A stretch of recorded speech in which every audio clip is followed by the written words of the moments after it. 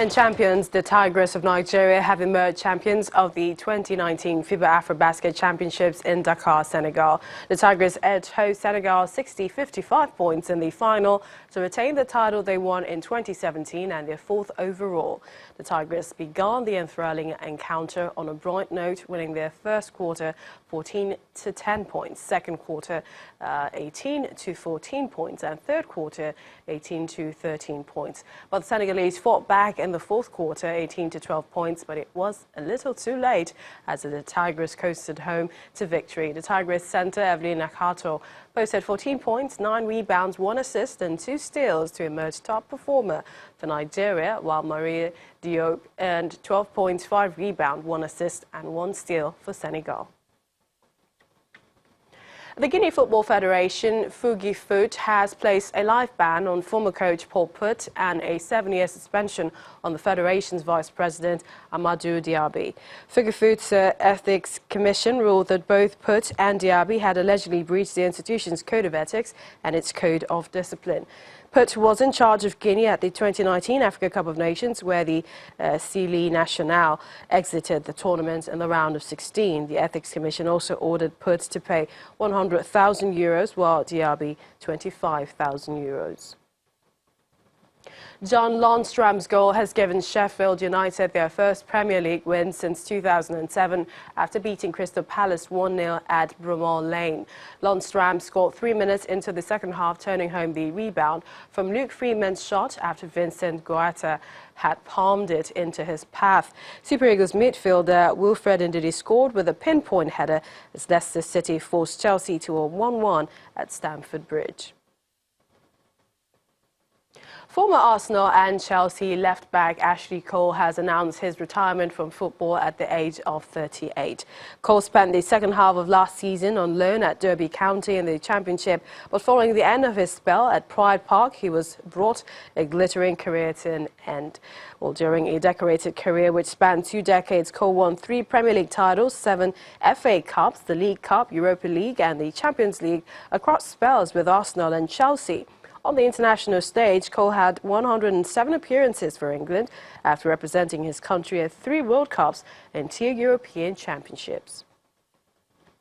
3 people have died in clashes between rival fans in Honduras, with former Celtic player Emilio Izaguirre among 10 people injured.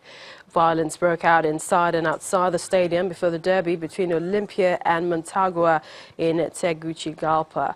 Izaguirre was one of the 3 players injured when stones were thrown at the Motagua team bus outside the stadium. The fixture was postponed as a result of violence, which saw police use tear gas to tackle rioters. Back home, Anambra State is set to hold its first half marathon tagged Onitsha City Marathon on October the 5th. According to the organizers, over 20,000 runners from across the world are expected to take part in the race.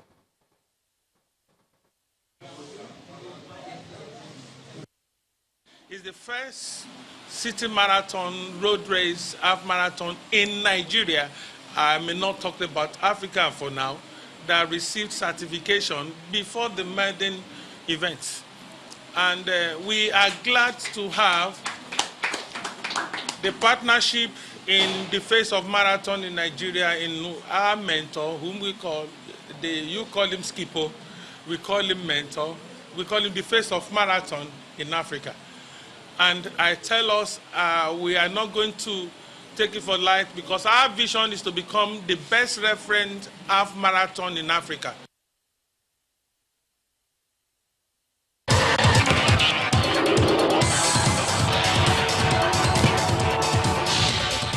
On the international scene, huge crowds have gathered in Hong Kong to begin week 11 of anti-government protests, despite warnings from the Chinese government. Organizers, the Civil Rights Human Front, were denied authorization for a march through the city, but police have allowed the demonstrations in Victoria Park.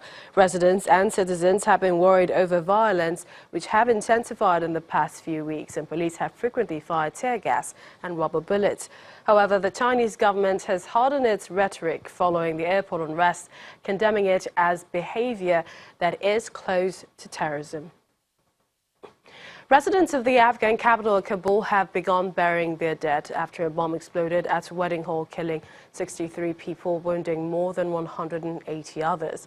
President Ashraf Ghani has condemned the attack, describing it as barbaric. He has blamed the Taliban for providing a platform to terrorists.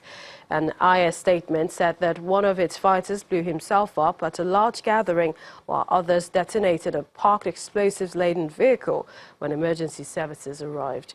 The groom says he and his family members have been in shock, and his bride has been fainting since the incident. Britain's Minister for Planning a no-Brexit deal, Michael Gove, has confirmed a leaked cross-government study warning of the impact of a no-deal Brexit, outlined what he calls a worst-case scenario.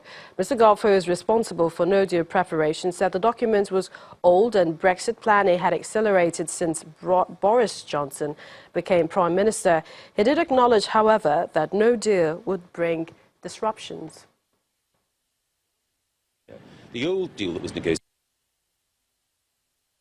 I think some of the concerns about a no-deal Brexit have been exaggerated. It's certainly the case that there will be bumps in the road, some element of disruption in the event of no deal.